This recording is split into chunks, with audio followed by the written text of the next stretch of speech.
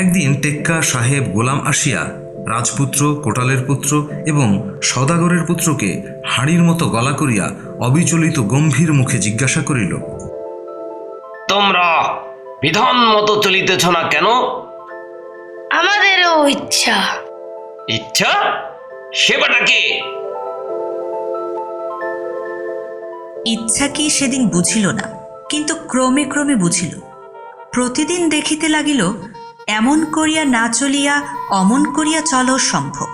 যেমন এদিক আছে তেমনি ওদিকও আছে। বিদেশ হইতে 3টি জীবন্ত দৃষ্টান্ত আসিয়া জানাইয়া দিল, বিধানের মধ্যেই মানবের সমস্ত স্বাধীনতার সীমা নহে। এমনি করিয়া তাহারা ইচ্ছা নামক একটা রাজশক্তির প্রভাব অস্পষ্টভাবে অনুভব করিতে লাগিল। ওই সেটি যেমনি অনুভব করা, অমনি তাসরাজ্যের আগাগোড়া অল্প অল্প করিয়া আন্দোলিত হইতে আরম্ভ করিল। গতনিদ্র প্রচণ্ড অজগর সর্পের অনেকগুলো কুণ্ডলীর মধ্যে জাগরণ যেমন অত্যন্ত মন্দগতিতে সঞ্চালন করিতে থাকে, সেইরূপ